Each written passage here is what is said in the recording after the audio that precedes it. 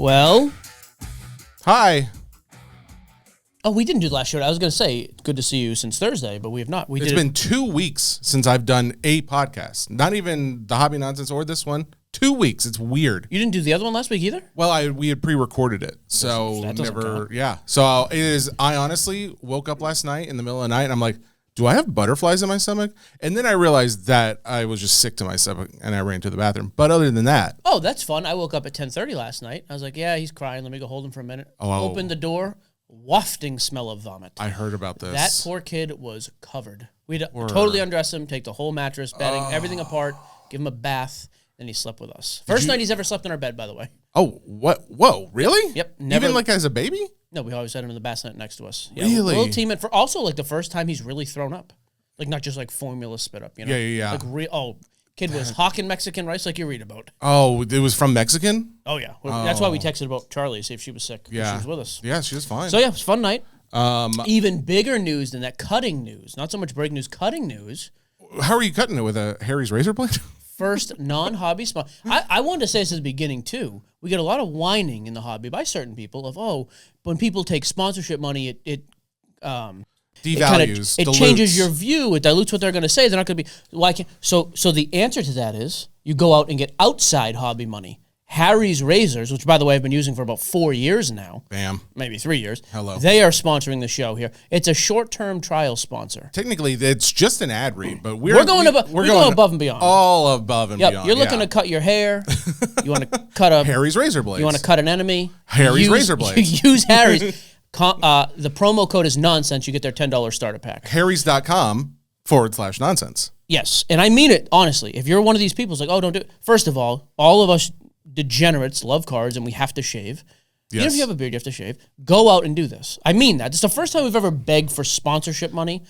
Like, people support it. Go do it. Yeah, we're not. You guys don't have to sponsor it. I think it's very important, though. I think if we could have all outside hobby money, fantastic. And we can say whatever we want, do whatever we want.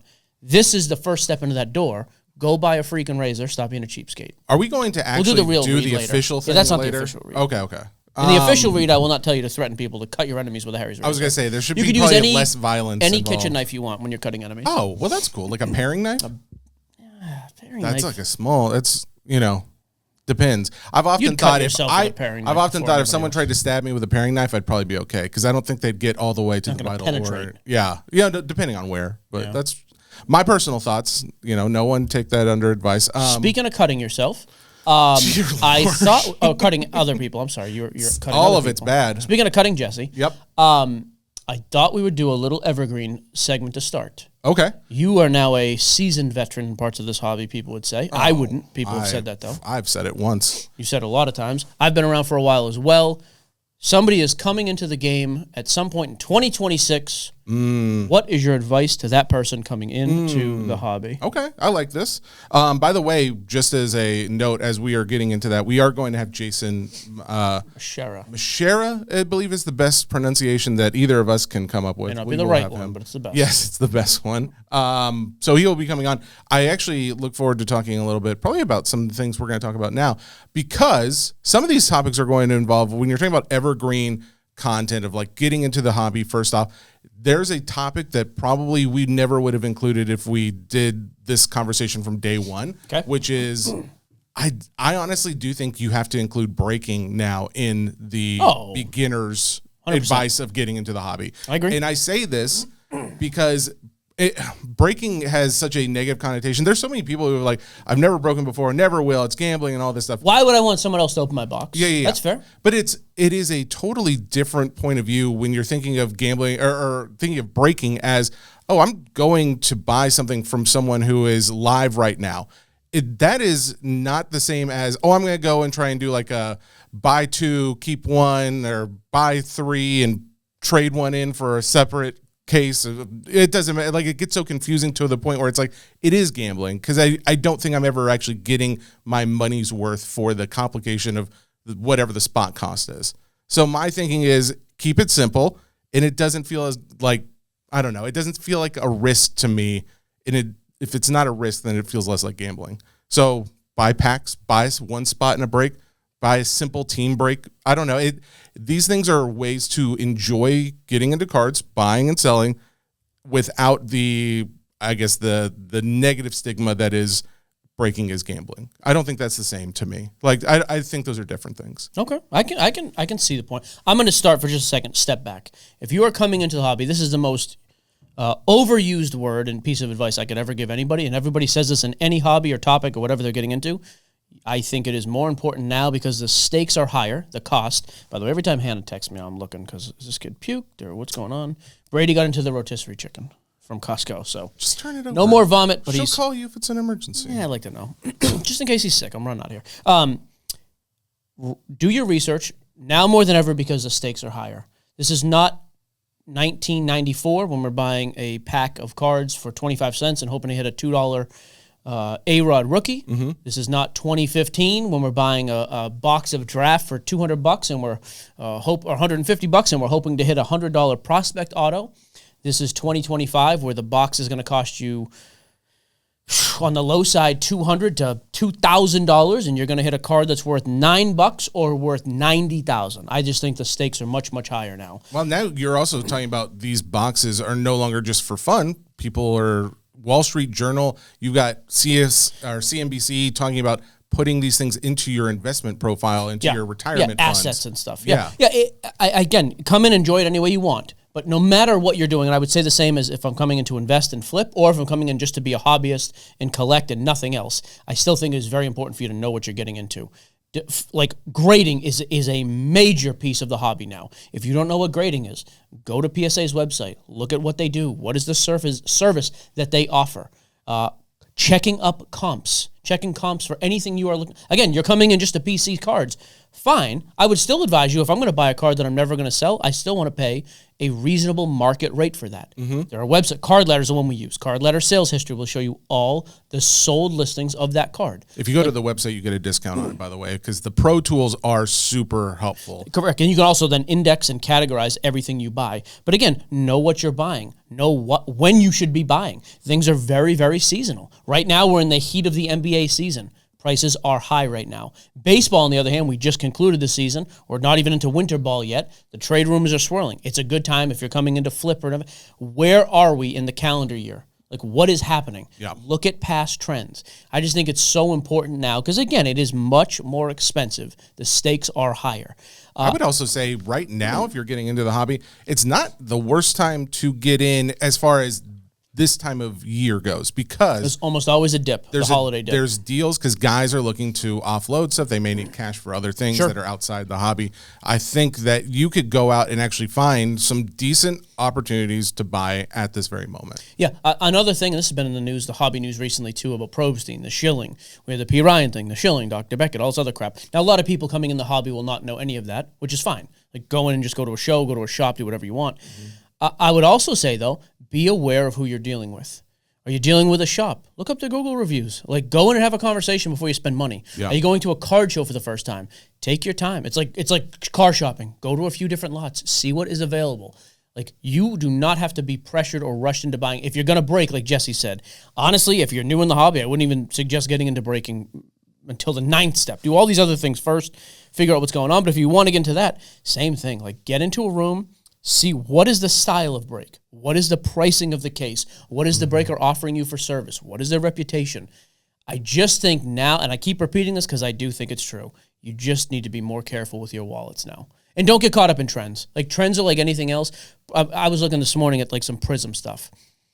Go back the last 5 years since this hobby has really taken off and gone crazy since COVID. Mm-hmm. Every new product, almost all of it, unless it is the rare stuff out of it, the patch autos, the super low numbered stuff, the case hits, everything else, inevitably, regardless of performance, on field comes down in price. Drake May is maybe one of the handful of exceptions over the last 5 years of thousands of athletes. But there are a lot of great quarterbacks. When their Prism stuff came out, it was selling higher than it's selling. Jalen Hurts has sold higher than he sold last year when he won a Super Bowl. That makes no sense. Matthew Stafford has sold higher in the past than he's selling right now. He's the MVP frontrunner and on one of the best teams in football.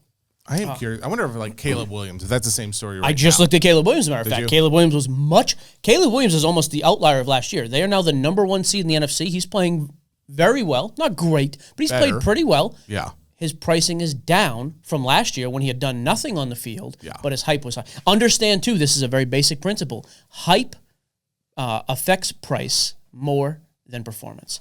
This is a hyped hobby. Scratch at the walls here. It sounds like they're literally inside the wall. Harry scratching the wall? Hype is the most important thing when it comes to determining price. There are other parts of the game, though. If you want to get in and kind of prospect and take a risk and buy cheap and flip and sell, fine. Same thing. Do your research. That's why seasonality is so important. If you're trying to do that, I would say come in and buy baseball. It's the off season. Easiest thing in the world to do.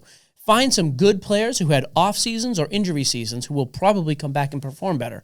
Who are some big name players that may change markets and will have a positive impact? Pete Alonso. There are some very basic things. If you're buying raw cards, inspect them very well, because the multiplier of a raw card to a PSA 10 in a lot of cases is massive. Yeah.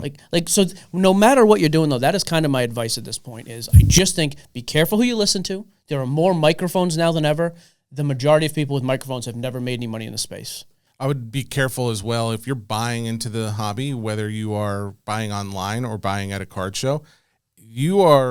If you find a deal that is too good to be true, more than likely it is, because you are going to be one of the outliers who doesn't necessarily know that if they're selling the card, they know everything there is probably to know about it. There's a reason why they've set that price. They probably haven't accidentally missed the fact that, there's something great that's going on with this player. His price should be higher. Yep. That's probably not the case. What you may be dealing with is, maybe the card is damaged in some way. Maybe the grade is with a company that you are not going to get as high value. Yeah, you're buying an SGC card now and the comp is 6 months old. Exactly. The world has changed. Yeah. The other piece of advice, an area just to talk about quickly before Jason joins us, if you're already in the hobby and you're like, hey, I want to take the next step. It's been a hobby and I've done some buying and flipping and all that to sustain my hobby, but you're trying to get more into this as either a side hustle or your full-time gig. I think it's important now too, find out what you're good at. You got to be honest with yourself. If you stink on camera and you're just not a very social person, breaking or content is probably not the avenue for you. Fine. There are plenty of people who are not good at that, and so what they do is they go out and grind out at card shows every other week, or they're scouring Facebook or eBay for lots or different forums and platforms to buy, sell, and flip. I think that's probably like a few and far between of people who are getting into this hobby to turn it into a business. Well, it's not few and far between. I think there's a lot of guys in that boat now. Compared to the majority of who are getting in, because I think what we hear from mainstream media right now is buy for this reason, get your collectibles for this reason. Gary Vee is talking about it. You've got actual investment companies and advisors telling you to buy in these products. So I feel like the advice of this segment is really directed more towards them. The people that are getting into the hobby to actually turn it into a business. No, I'm not talking.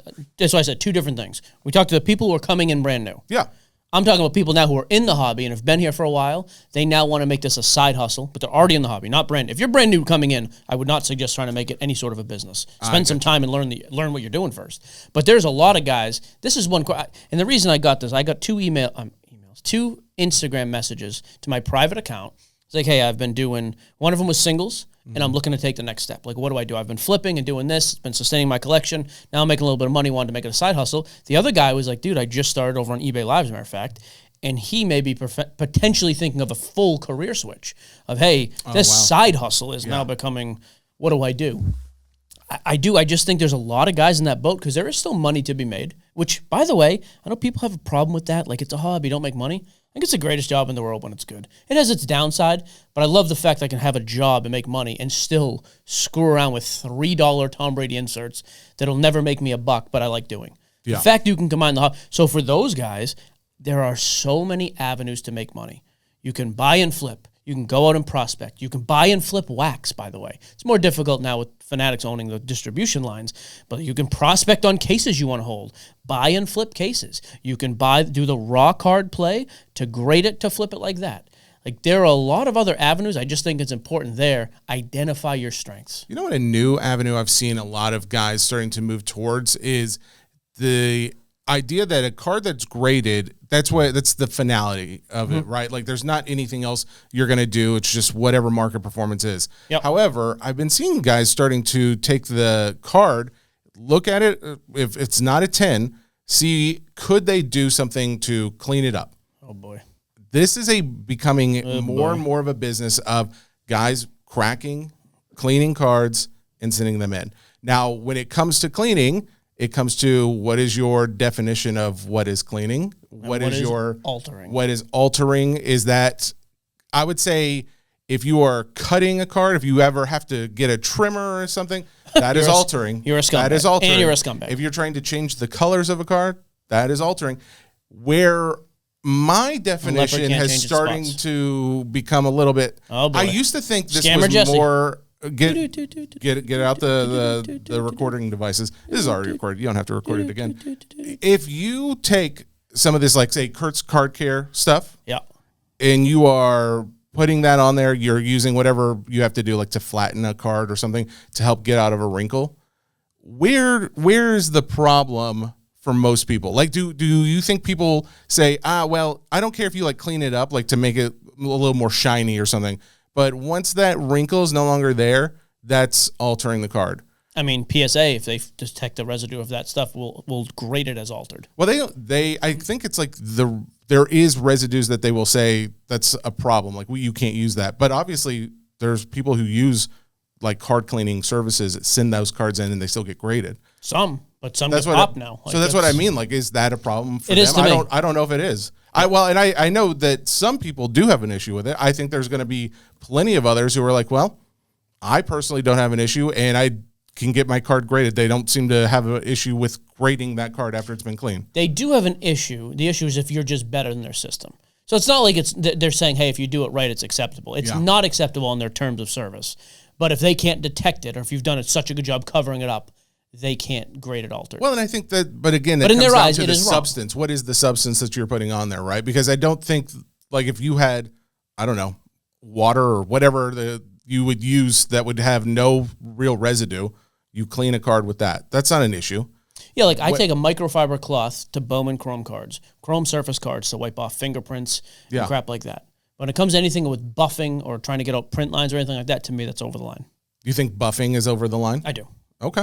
I think most people don't. I think there's a lot of people who think a buffed card makes it shine a little bit better. Yeah, it depends what we're talking. Because I'm not like altering my shoe by buffing and making it look better. You know what I mean? Like, it's at the end of the day, that is, put all this aside, whatever your personal feelings are on it. There are people who are turning that into a business, though. They are taking those cards. Yeah. They are doing whatever needs to be done to them within their guidelines of they don't view this as an alteration of the card. And then they are regrading it and getting whatever the difference is. Sure. I would just say, again, if you're thinking about doing that, to me, I just think you shouldn't do it, period. If you do, though, just understand, if that card comes back altered, you're screwed. You're out. So for sure. I don't know. Good way to ruin a reputation, I think. I would avoid that. I don't know, because I don't think it's a good way. Like, so I've talked to some guys who do part of their card company service. Their services are to use their card cleaning service. They specifically use Kurt's Card Care. They're not a sponsor of the show. I've never even used it, but I'm just going to name that's what they've been using. They will use that. They get paid to go and clean someone's cards. Those cards get cleaned and they get graded, maybe a grade up from what they were. So what happens if the card comes back altered? Do I get my money back as the owner of the card? That's the thing. I don't know. I don't know if it's even come up for that to happen. Or at least in the instances that I've heard about, it has not come up. So it's not to say that it doesn't, but I'm not aware of it. And I guess if I'm someone who's offering that as a service, I want my cards to look a bit better. I don't know. Like, if you're not changing colors, you're not adding anything to it, you're not changing the shape or any corners that are dinged that you need to like cut off or whatever. I don't know. I don't have as much of an issue if we're starting to just say, well, I buffed it out a little bit. Because you could say, well, I buffed it with a microfiber cloth. That's technically a similar thing. So that's where it's like some of these things, like, I don't know if I have the same exact stance of, well, no amount of like any substance on there. I don't think I can just say blatantly, no, I have a problem with that. No, but if PSA has come out and said, we will pull your account, like if you're a bulk submitter and you're using Kurt's stuff and we find it. Did they say that about Kurt's stuff specifically? Yeah, they made that statement last year. They had a whole big thing about it. Like, they are like canceling accounts over it. And slabbing cards is altered. I thought it was just like substances. I didn't know. Well, maybe it wasn't. Like I'm sorry, because that's why cleaning substances, which Kurt's that was the whole dispute with him. That's what that card service does. Yeah. I guess my next question though is like, okay, so the card shop or whatever, a service I'm going to give them to do this, they know that that's against the rules because they're going to sub it to PSA and they're still doing it. My next question is, what else do you do that's against the rules, but you think you can get away with? I mean, I guess it's viewed as, am I doing something that's against the rules? It is. They have come out and said it is against the rules. PSA has that on their website. Against the rules. For substances. Yes. Again, sure. But that's again, there are probably some substances that are against the rules versus I don't know if every other substance out there that people sell as a card cleaning thing is a substance that is against the rules. That's what I guess we could find out. I mean, I'm pretty sure it's just a very generic, like if there's a substance that's used to alter or change the surface of the card, at least I thought that's what it read, like it's off limits. So it's not like it's like a moral dilemma. Yeah. That company is saying it's off limits. Yeah. Well, if that's the case, then it is pretty black and white there. I do think people are doing it, by the way. I'm under no delusion. Yes, that like it's not happening. I think people do whatever they can to make money, period. So I don't think there's any. I completely agree with I you. just don't. Yeah, to me, it's not right. I think it's time to bring our guest on. It absolutely is. Man, I'm trying to find. I'm going to try to scroll through this a little bit too. But yes, absolutely. Yeah. Okay, so real quick on the PSA website, I did just find this. PSA will not grade items which bear evidence of trimming, recoloring, restoration, or any other form of altering or tampering, or that are of questionable authenticity, unsealed, otherwise showing evidence of tampering. Okay, so that's pretty vague. I thought there was something specific about that, but even just that, evidence of restoration or any other form of altering or tampering. Like that to me. Yeah. Like, I mean, restoration is what you're doing. Correct. I think at the very. I do wonder what where the limits are, what the guidelines would be for someone who's a grader says, oh, we have to run. Like I imagine it's at TSA where they like rub the thing on your hand and then they go check the swab to see if you have any chemicals on there. I wonder if it's as in-depth as that or if it's just like, oh, look, there's like a little gunk still on here from there so we can tell you used a substance. Yeah, I wonder what that looks like. And the other thing, too, doctored and inauthentic items, fraud prevention, whatever, it says you represent and warrant that any item submitted to PSA is genuine and you have no knowledge and no reasonable basis to believe that the item is doctored. You affirm your obligations with respect to doctored items set forth in these terms. Alteration of appearance of an item by such things as, but not limited to, trimming, recoloring, bleaching, power erasing, cleaning, waxing, rebacking, or any other form of restoration used to enhance the appearance, condition, or content of the item. So power erasing, waxing. I mean, anything, anything done to alter. So, I mean, in that respect, again, you can disagree with that. Sure. I'm just saying if you're going to take this and grade it with PSA, that is against their terms and policy for sure. So, okay. I knew there was something in there. Let's get Jason on here, and we can talk a little Upper Deck. I do want to know his statement about that whole high-end thing. I know we're a month late on that, but... Well, that brings us to our guest. This is the president of Upper Deck, Jason Masherah. Jason, thank you so much for joining. We really do appreciate you jumping on here with us. Yeah, no problem. Anytime. Think mosh pit is what we were told, and I think you butchered it. You went a little heavy on the A, not enough on the O. Mash. I said ma, not ma. It's okay. We can get past it. Jason, one of the things that has happened since the last time we had you on the show, you were pretty outspoken with a LinkedIn post on your thoughts of what the state of the hobby is right now. We never really talked about it. We never had you on, and it was like, man, it's kind of a missed opportunity. And now we are seeing we're coming to the close of this year. 2025 is just about here. We have seen the market skyrocket as far as like a lot of high-end cards have been getting sold, setting new records. Your thoughts then were that we are seeing something that's unsustainable in the marketplace as far as people keep paying new all-time highs for cards that may or may not actually be worth it. They may not actually be able to get that value out of it. What would you say after putting out that statement, after hearing people's responses? Do you have any change in your take? Is it the same? Are you even more resolute than before? No, I stick by what I said. I think what we're seeing in the economy overall is very wealthy people are carrying a lot of the spending in this country. And that study that came out that talked about, 50% of consumer spending is being done by the top 10% has been cited in a lot of places. And I think that definitely applies to our industry as well. We're seeing very high prices on things because, look, wealthy people have a lot of money that they can spend right now, and it's been holding up gold, the stock market, Bitcoin, trading cards, and other collectible areas. We're seeing it across the board. The idea that, I guess, Upper Deck is going to come in and be more of a leader in the space of, hey, we want fairness in pricing and things like that. It seems almost counterintuitive to someone who is trying to sell cards, because at the end of the day, you guys are a business. You're not a charity. You want people to spend money with you. How do you kind of find a balance between the take of, hey, there's too much money being spent on cards, and, oh, also please still come and buy our cards?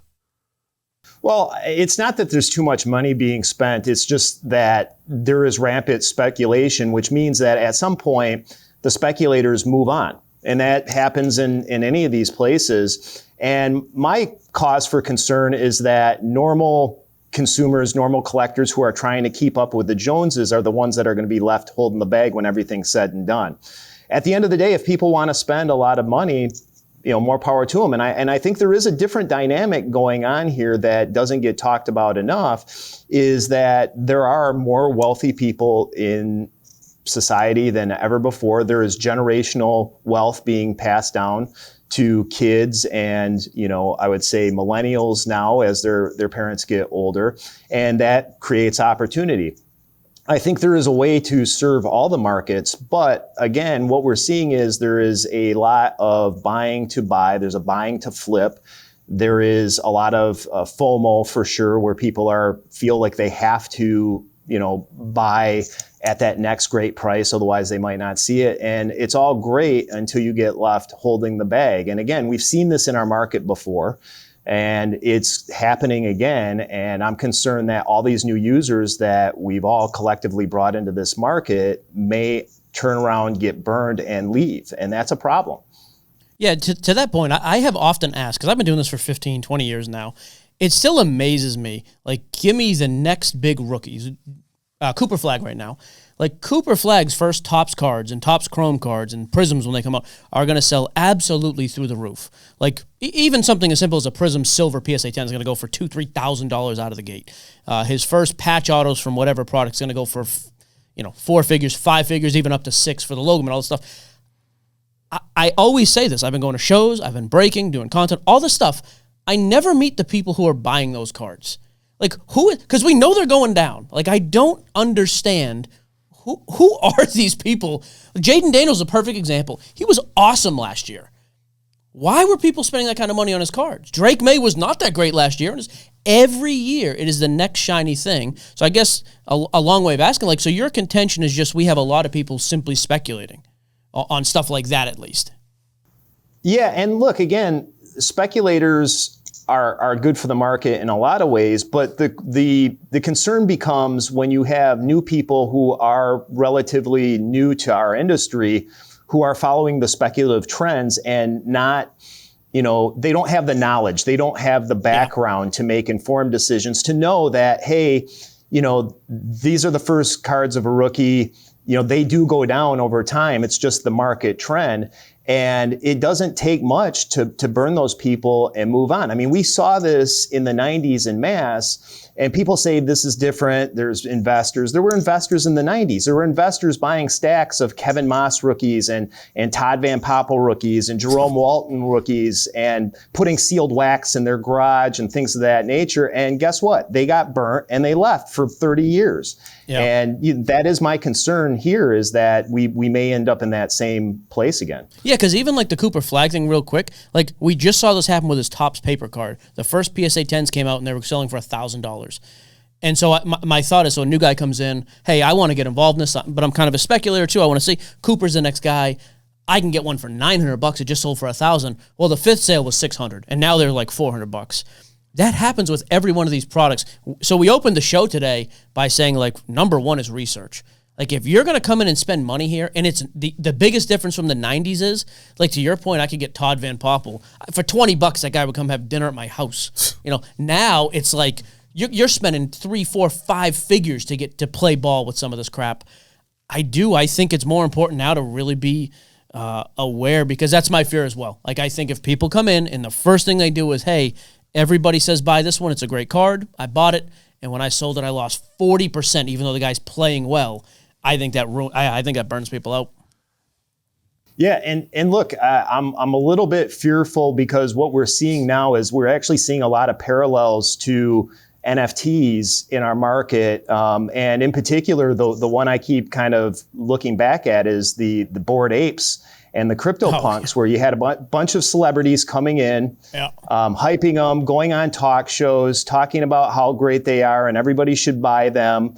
And everybody jumped in, and a lot of those people got left holding the bag. Now, I do think there's some very important differences between, the trading card market and the NFT market, but there are a lot of similarities. And one of the biggest ones that we're seeing was a lot of the companies that were selling the NFTs or marketplaces for the NFTs were manipulating the heck out of those prices and those items. And we're seeing similar trends here in our market right now. I mean, it's a little bit frightening when you start to look at some of the things that are going on right now, because we have the potential to leave a whole bunch of really good collectors holding the bag.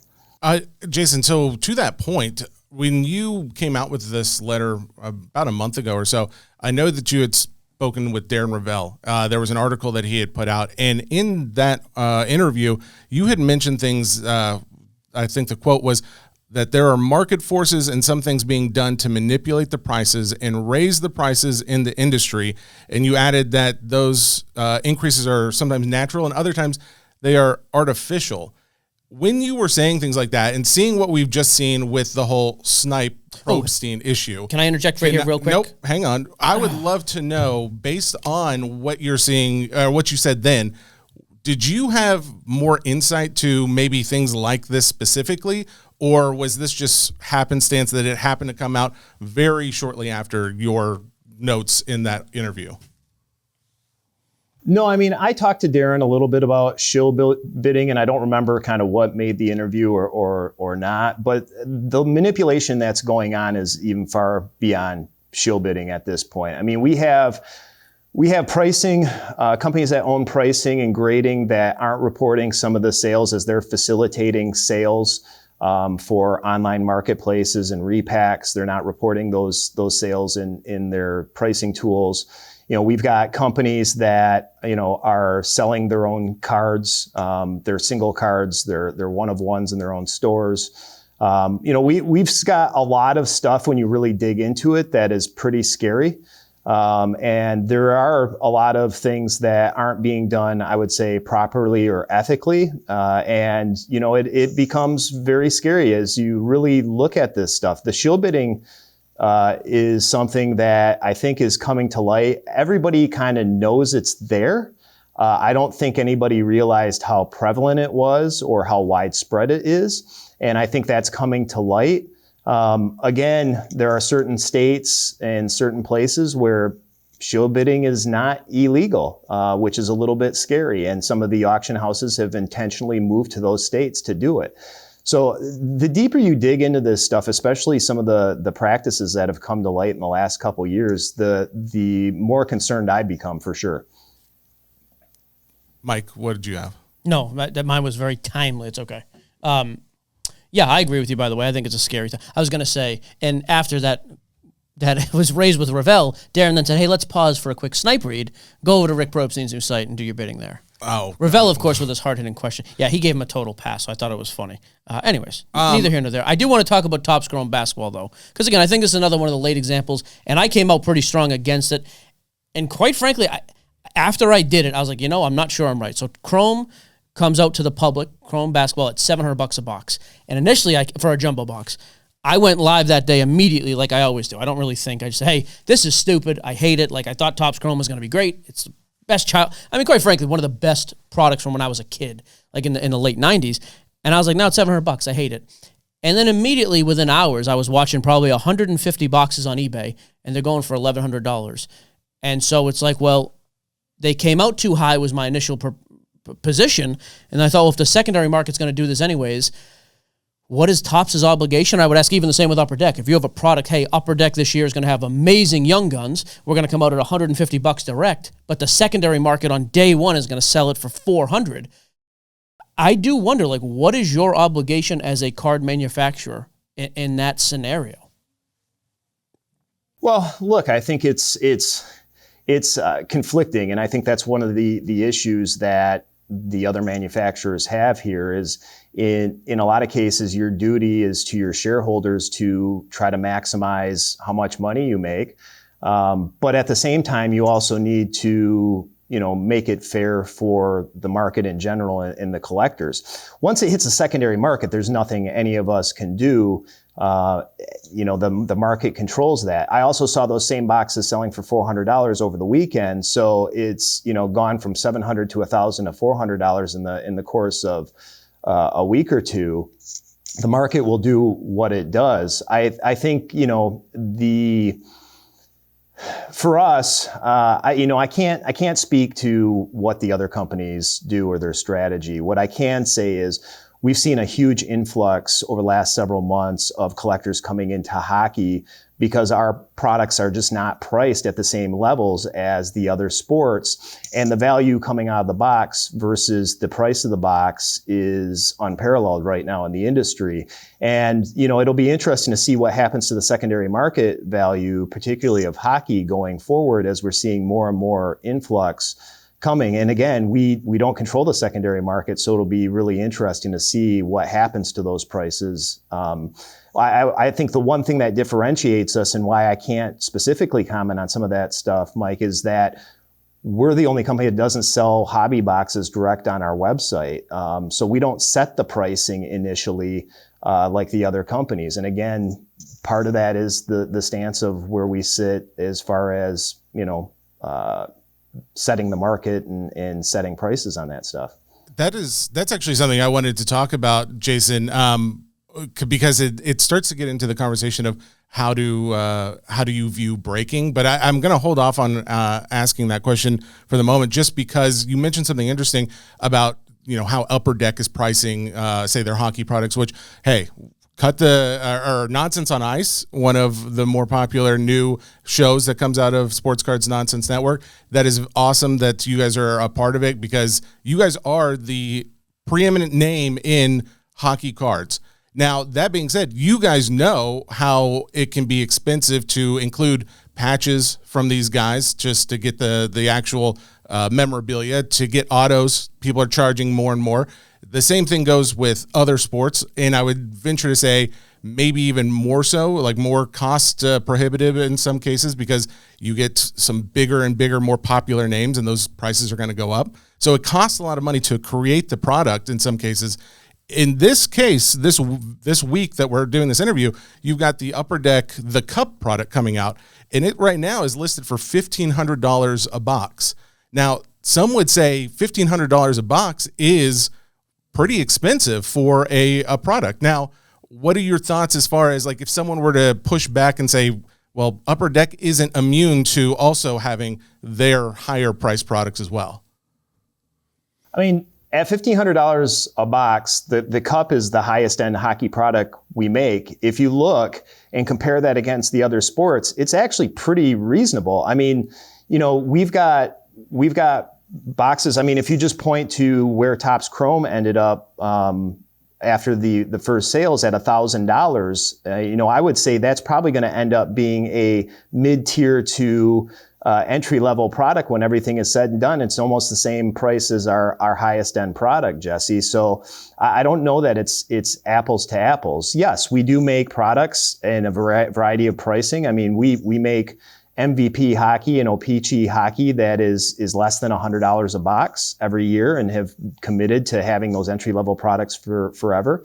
But we also make high-end products as well. But if you look at our high-end products versus the other markets, we're substantially less. Yeah, I think like an apples to apples. Like if you went to Flawless, because again, this is licensed, so Flawless basketball or Flawless football, the last 2 to 3 years for one briefcase, which is similar to one box of the cup.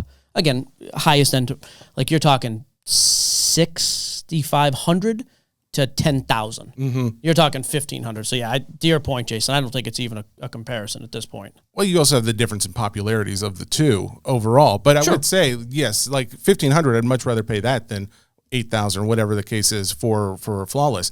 My thinking is, at the end of the day, you are Upper Deck, and then you've got Topps and you've got Panini, you've got Leaf, a couple other companies out there, but you are one of the companies that has not only a foothold because you've been doing this for years, but you've got a lot of respect that comes with the name, especially with your viewpoints on, hey, we want pricing to be affordable for a lot of people. At the same time, though, we know that you also want to put out a premium product that people are going to like. So yeah, there are times where it can't be $100 a box. If that is the case where you're wanting to get it into more hands and keep pricing a little bit, more reasonable, what are your thoughts on putting it out there for giving breakers an opportunity to get that product so that they can get it into hands of other people? Because there's a lot of people who would make the argument that, hey, by me breaking it, I can get the team that I collect for a fraction of the price of what it would have cost me to buy the box or case if I were to just go out and buy that. So my question for you, Jason, is have you guys given any change in thought to getting product to a breaker? Well, look, Jesse, obviously there's some bias to this question on your part, right? The reality is we sell to more breakers than any other company. Any CDD that is listed with our company can break product. And as we've talked about before, some of them have paired up with breakers who don't have brick and mortar stores in cases that they don't want to break. We were one of the early actually supporters of breaking. If you go back to 2010, 2011, 2012, one of the young shops at that time was an innovator in Clout and Chara in Toronto, who was one of the first breakers in the industry, who happened to have a brick and mortar store, and we supported those guys pretty hard in the early stages. And a lot of what has grown in this industry was, off the backs of some of those early adopters. I think Mojo Break was another one who was an early adopter. They have a brick and mortar store. They are an Upper Deck customer. And if you look at the total number of CDDs versus direct accounts of other companies that have come out and talked about how many direct accounts, we have way more people breaking. I think the issue is that hockey has not been as visible in the breaking streams in the U.S. versus Canada or some of the other markets. Because a lot of the top breakers do not have brick and mortar stores, but we're seeing that change. We're seeing some of those breakers get brick and mortar stores, and we're seeing some of the brick and mortar stores start to hop on the breaking channels, the eBay Lives and things of that nature to do breaks. So, and again, as the value continues to right now be better in our products, we're seeing more and more people come that way. So you'll see more as we go on. And by the way, just for the audience, CDD, we've talked about in the past, Certified Diamond Dealer. Just a quick question. Clout and Chara is one of the first breakers I ever got in with back on Breakers TV, I think, like 13, 14 years ago. Are they your biggest? I mean, you probably don't have specifics, but they've got to be one of the biggest hockey breakers in the world, correct? I don't see a lot of those numbers, honestly, because a lot of that stuff is handled by our distributors. I think they are one of the most well-known. Yeah, they're massive. I was going to say they're one of the first names I came across. Here's my other question, too, with this discussion, which, by the way, I'm proud of myself. I didn't bring up the breaking question. See? Unbiased Mike, they call me. Not a big deal. Unbiased Mike. That's just what I'm Well, here's the thing. Okay, if we are going to call it out, I do have one other question about the breaking thing. Good. Because I was told by someone who has an LCS, they said that in the paperwork that they get to become direct with Upper Deck, it said that they're actually not supposed to sell to breakers.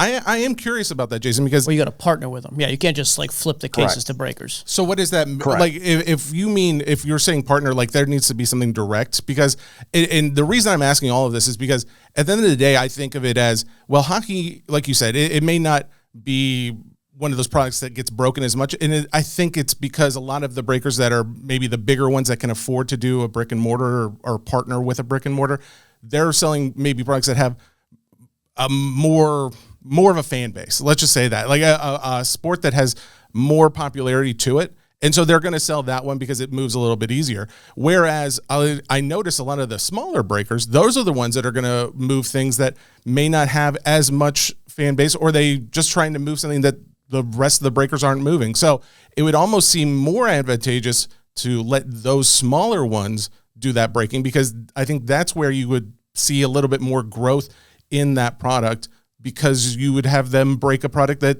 they would, normally not break, because they would be trying to move something that has more of a fan base. Well, I'm not sure exactly what the question was there, Jesse, but a couple things I will say is, right, you're right on the terms and conditions. Again, it goes back to all the scams that have happened with breaking have been guys that don't have brick and mortar stores. So again, if somebody's going to officially partner with a breaker, they're staking their CDD certification, their certified diamond dealer certification. So they need to be confident that that breaker is good and they can truly partner with that person and they're not going to scam the customer. We don't want them flipping to every Tom, Dick, and Harry that is going to take advantage of a customer that gets on a break. Coming back to what you were saying as far as the niche, I'll tell you, one of the biggest issues that collectors have on hockey breaks is shops or breakers who don't know anything about hockey and absolutely murder the names. So I think one of the disadvantages that breakers have with hockey is the names are really tough, and it becomes very clear that you don't know the sport or the players when you're breaking it. So if you did have these big breakers hopping in and they don't know anything about it, the collectors are not going to stick around. And in some cases, some of these guys may have tried it and got annihilated by the collectors in the break. That's me, by the way. I do it like a box or two of the cup every year, just because we have guys who want. I always end up buying some and just yeah, that's me. Like the first Russian name that comes out, I just start. Yeah, it's all over. The only other question I had, because I am just curious, is and by the way, to your point too, we have the same terms and conditions with Fanatics. We cannot flip cases to breakers either. Like we can't sell. We can only if we've partnered with them, if they're under our name. So that's actually the same. But I guess my other thing is too, because pricing wise too, I think there's a huge disparity in hockeys, especially the all-time greats. Like we've been talking recently about the GOATs in other sports and their cards taking off. But I can go buy a really nice Wayne Gretzky. I still will contend Gretzky is the greatest team athlete of all time, and I'm the biggest Brady fan you'll ever meet. To me, Wayne is number one. I can get a Gretzky auto, patch auto, one of one, whatever, for a fraction of Brady, of Jordan, of Ohtani. And so I wonder, as popularity increases, and by the way, I don't know what the NHL has done recently. There are games on TV way more than there have been in past years, which is good. As pricing on the singles side starts to go up, though, how does that affect wax pricing? Or is there any correlation? Because inevitably, it gets more popular. People are going to spend more on the singles. How does that then affect how you guys can come to market with your pricing? So that's a great question. And look, we're seeing that, Mike. We're seeing the single prices go up. We're seeing wax start to go up because people are coming into hockey in big numbers right now because of the value there. And I agree that the stars and the legends are completely underpriced right now. It's unbelievable. Look, I think we did a really good job. If you go back to the COVID boom, we did a pretty good job of keeping wax prices under control. And part of that is just understanding the market and understanding the responsible levels to produce. We'll continue to watch that. I think the flip side of breaking that nobody wants to talk about is, look, breakers can sell boxes at a higher price because they're dividing it up to 30 or 32 spots. And it does have an inflationary cause to wax prices in general. And again, people don't want to talk about that, but in a lot of cases, it's priced certain people out of certain boxes, mid-tier products. So we've kept an eye on that. We've tried to, produce responsibly to try to make sure that they don't get out of control. But again, there is a little bit that is out of our control because once it hits the secondary market, it's out of our hands and we can't control it. So we'll do what we can. We like to think that because we had experience controlling and keeping the price of products down during COVID, that we can continue to do that going forward and keep them at responsible prices. But again, some of it is out of our hands. The one thing I will say, Mike, that I think that gets lost with where products have gone in the other sports is the inherent satisfaction there is to being able to go into your LCS, buy a box, go home and open a box physically yourself. Look, people love breaking. I support, those people participating in breaking. But at the end of the day, there are a handful of people, at least, that still like to open a physical box of cards. And I think everybody, even the people who like breaks, would say you want to be able to do that once in a while, because it is very satisfying as a collector. And our goal is to make sure that that never goes away and people are completely priced out where they can't actually afford to go buy a single box themselves. Nice. Do you have time, Jason? There were a few mailbag questions about Upper Deck and product and Germany and things like that. Do you have time for just a few of those? Okay, awesome. Yeah, let's hit it. And speaking of names we can't pronounce, Marcel Mukuta wants to know. No, you got that right. I think I did. Cuddy, we call him. Cuddy. Will Upper Deck ever have a foothold in Europe again, specifically Germany? I know Upper Deck Germany, he says GmbH. I don't know what that means, but he says it Deadpooled, but it would be awesome if you could get products here easier and that actually compete with Panini Italy. Upper Deck is just better. Greetings from Germany. Yeah, and I can't speak to why that collector is having problems. We actually have multiple distributors in Germany that buy every one of our products. I think the biggest issue, again, as we talk about international expansion that people aren't talking about is just the sheer lack of LCSs or local card stores in these other countries. The infrastructure in Europe just isn't there. There isn't a whole bunch of trading card stores that you can just walk into. And I think that does make it a little tougher for collectors to get their hands on any of our products, whether it's us or our competitors. So it's hard for me to address that. There should be product in Germany. We ship a lot of product to Germany. So it's one of those things that maybe they can reach out to our customer service department. We can guide them to the right place to purchase. Okay, perfect. David Bachman wants to know, is there a possibility of picking up NASCAR if the licensing ever drops from Panini? Well, look, we're always looking at license opportunities. Any license that comes up that is interesting to us, we always take a look at. In the meantime, we have our partnership with 2311 Racing Team, the racing team that's owned by Michael Jordan and Denny Hamlin.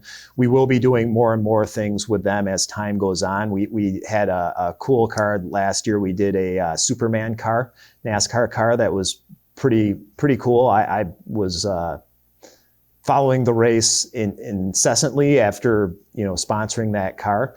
You'll see some continued momentum around NASCAR with us with 2311. Nice. Morgan John Fox. Now, Morgan, 3 for 3 on names. 3 for 3, bud. Some of these are a little bit easier than others, but Morgan, he's actually the director of that documentary, The Hobby. He has a question. He says, question for Jason about his recent post. You've raised valid concerns about wealth concentration and speculation pricing collectors out of the hobby. But Upper Deck helped create the modern premium market, first with the 89 Upper Deck and later with Exquisite, which is the template for ultra high-end products built around hits. How do you reconcile the legacy that with your warning today? And what does that responsibility, or what does responsible innovation look like that brings collectors back in without fueling the same speculative pressures? It's a lot, but that was a Jesse question. Well, look, I think one of the things that people maybe misunderstood from that LinkedIn post was I'm not saying that there's anything wrong with the high-end products. I mean, there is a place for high-end products. There are people who love high-end products, and there are a select people who can afford high-end products. The concern is when the mid to low end becomes high-end, essentially because of pricing. So we'll continue to make expensive products because that's part of our DNA, but that's not the only market we serve. Again, I'm more concerned about the speculation that's happening at the middle to low end. And some of the market manipulation that's going on and collectors being hurt. And as we started with today, those people leaving the industry. Yeah, by the way, just to that point, like that's kind of where I'm at right now because I mainly break baseball. And like there's certain products that come out where I'm like, it almost doesn't matter. Like if someone's going to come in and rip a case of NT National Treasures baseball at $3,000. I'm not that worried about that guy. Like, you're coming in to drop $3,000, you're good. Like, you get crushed, you want to chase high end, you're on your own. The same is true on the flip side. Is the guys who are coming in, we just finished ripping like Topps Blasters, Megas, and those Topps holiday boxes. They're like $30 to $45 a piece. You get killed, you literally lost $26. I don't have much concern there either. So I will say that was the part of the post I agreed with. It's now though, like Cosmic, I think is maybe the best baseball product of the year, and it used to be like $400 a box. It's going to come to market this year at like $650. Yeah. That to me is a difference. Like, a lot of guys can afford $400, maybe can't afford $650, but they're still going to buy it at $650 because it's Cosmic. So I do think it is like that majority in the middle that are really going to get kicked in the teeth if we keep seeing pricing like this.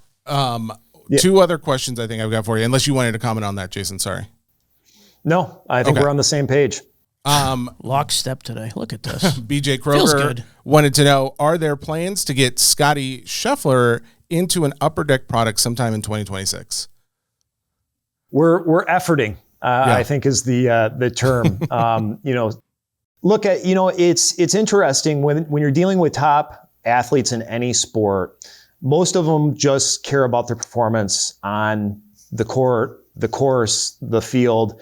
And it's hard to get them to, do endorsement deals in a lot of cases. And that's where Scotty has been. Scotty has been solely focused on being the best golfer in the world. And we can't fault him for that. We've had a lot of conversations there, and our hope is that he'll be in product at some point. I think that's all we can do is hope. Jeremy Byers wants to know, first off, before I ask this question, can you, Jason, explain ePack in a simple way for people who don't, because I don't think we've really ever given it a lot of explanation on here. And he has a question about ePacks. Is that anything that you feel comfortable explaining real quick? Yeah. ePack is essentially opening physical packs of cards virtually. So the cards are stored in our warehouse. You can trade them instantly with other collectors. You can collect sets and get achievements for them. But at any time you can ship the cards home. So the cards that you see are all scanned front and back. So the card that you pull is exactly what you pull. So if you have it shipped to your house, that is the card that you will get. So if it's a specific serial number or a specific signature, inscription, whatever you see coming out of that pack is exactly what you'll get if you ship it home.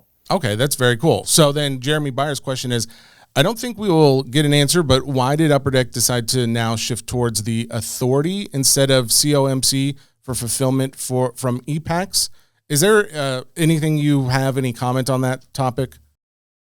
Well, right now we have both as fulfillment partners. One of the things with Check Out My Cards is that they don't handle our comic books and our figurines and Funkos and some of the different collectibles that we do. And we wanted there to be a marketplace where people could easily transfer it from our site to be able to sell and buy on a marketplace. And the authority has created and launched that. There is no vaulted marketplace for comic books and figurines up until the authority launched. There are going to be select cards and things that are essentially vaulted with the authority.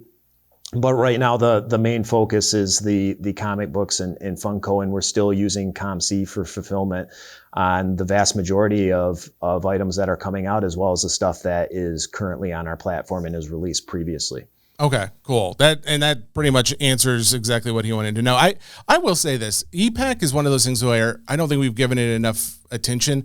It is one of the coolest features that you guys offer, and I think it's something that I'm kind of shocked that the rest of the industry has not picked up on. As far as we've always talked about, how do we get something up for sale faster if someone like goes off, or how am I ready to buy something and be okay with not having it physically, but when I want it physically, I can get it. I don't know, it feels like the best of a lot of worlds, and I feel like this is something that more people should look into, is getting into the ePack products, just because of the convenience of being able to buy, sell, trade all digitally. And then when you finally do want it, you can actually have it in hand. You can get it graded, do anything else that you want with it. So it's the same as breaking, by the way. Like literally, I wasn't going to say that. You get to open, no, in a good way, by the way. I'm not picking the fight here. I mean, but honestly, like you get instant gratification of seeing it, but it is an actual card. The other thing too is like, and that's why Topps like really flamed out with their digital stuff is they were not actual brands. It was like their own thing. This is like, hey, here's the Flair Ultra. Here's like, it's the actual cards. It's Series 2.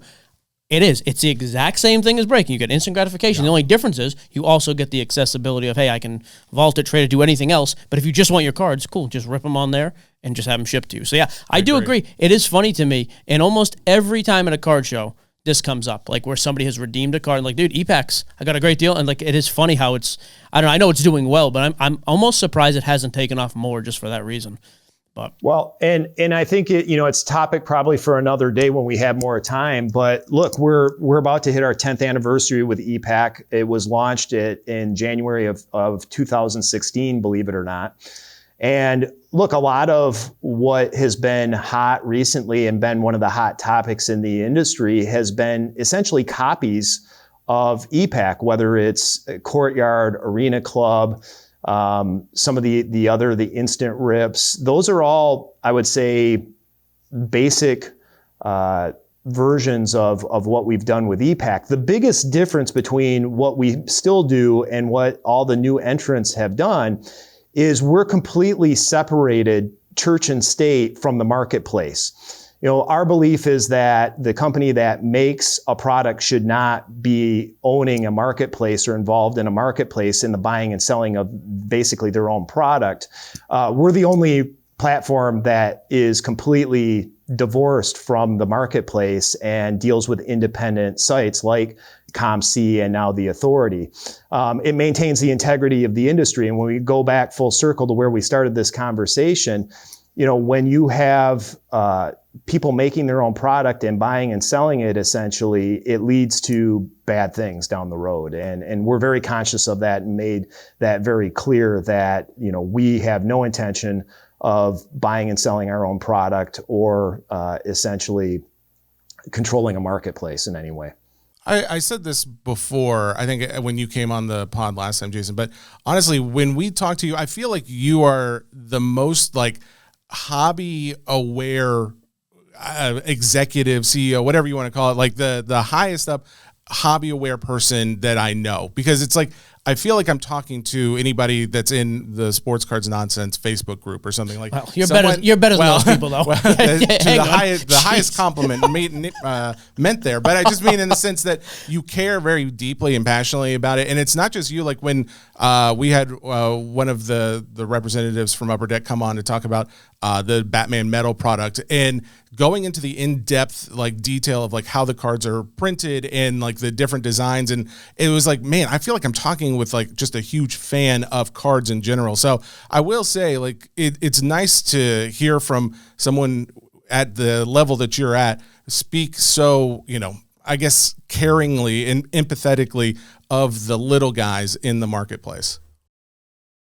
Well, I think you have to care about everybody in the ecosystem. We care deeply for the brick and mortar shops. Our distributors play a huge value add to us in supporting the co-op programs and some of the stuff that we do for the shops, as well as extending credit terms to the shops. Obviously, our licensor partners are extremely important. Our spokespeople and the athletes we deal with are important. But it all comes from the collectors at the end of the day, and the collectors that have been here for 30, 40, 50 years, as well as the new ones that we're going to pick up tomorrow because they bought a pack of cards at Tim Hortons. So everything matters. And I think when things get out of skew is when any one stakeholder in the ecosystem becomes too important in the chain. And look, I've been doing this a long time. I'm very invested in it. I have a bit of a different background than other executives in the industry. And I think our perspective is a bit different. Doesn't mean it's right, but it is different. And it is very hobby centric for sure. Awesome. Well, Jason, thank you again for coming on. We really do appreciate it. We look forward to your next visit on the show. But yeah, all the best. And we look forward to talking with you soon. Appreciate it. And at some point, I'm going to crash the studio. So I've got that on my radar for 2026. You're coming to Nashville. Oh, baby. I'm coming in hot at some point. Okay. Jason's coming here and breaking with Sports Cards Nonsense. There it is. Boom. Jason, thank you very much, man. Thank really you, Jason. Appreciate it. All right. Appreciate it. I will see you. I do mean what I said, though, as far as Jason being one of those guys. You can tell he cares about the hobby. Like and I think to the point you've made before, it's like you may not always agree with everything, but at least like they're doing what they think is best, not just, which it is funny because it's like they're a company. You think like, oh, they need to do what's best for the company. And I'm sure there's some people who would argue that point till they're blue in the face. But at the same time, it's like, do I want someone who's going to do best for the company, or am I going to vote with my wallet, so to speak, and then want someone who's going to be more attuned to my personal needs as a collector? So there's give and take there.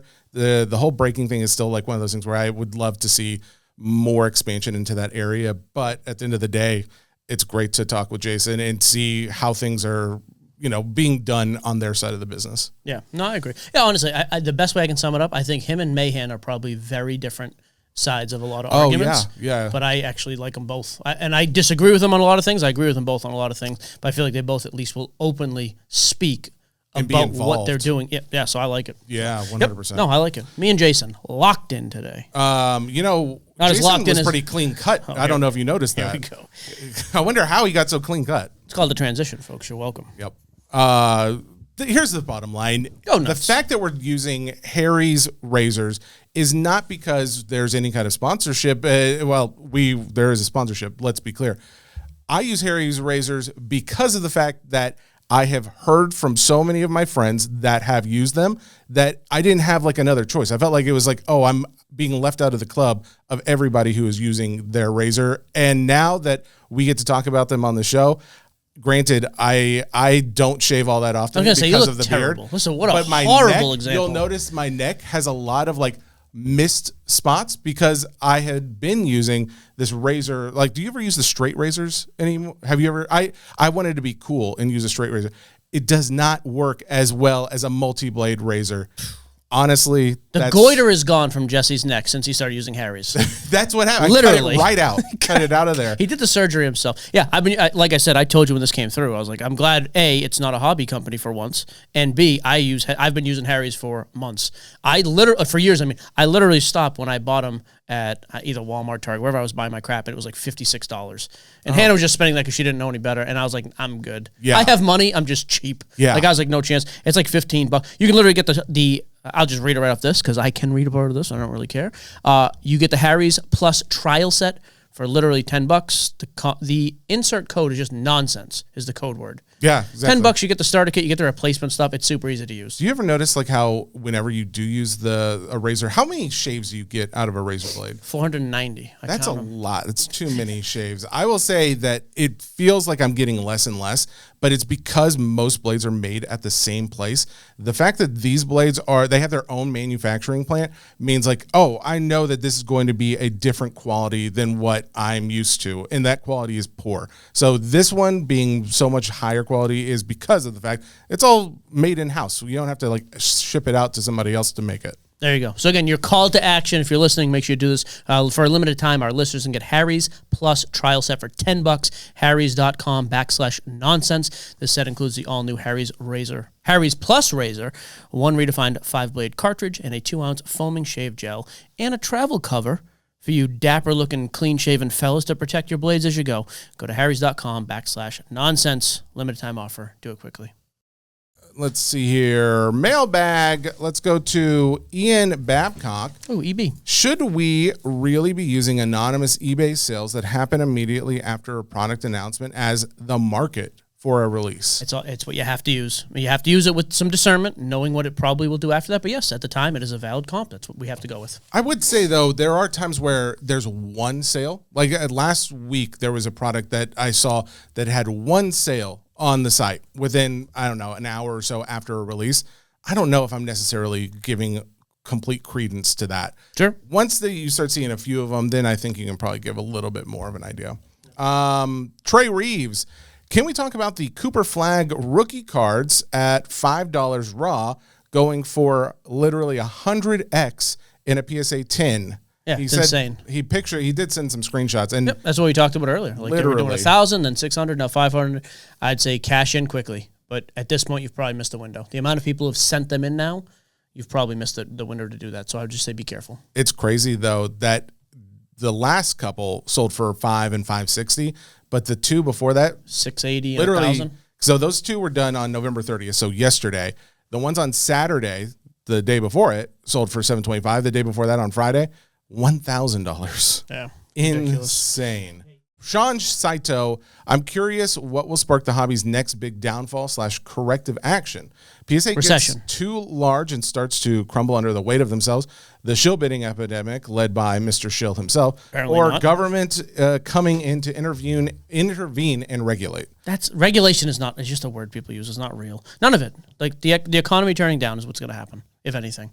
The other stuff's already happened. Nothing has happened from it. Yeah, I would say it's probably accurate because I don't know if any of those options. I could see something else. All right, you got to get out of here.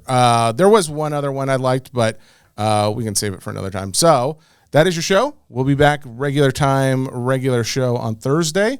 We will see you guys all then. Goodbye.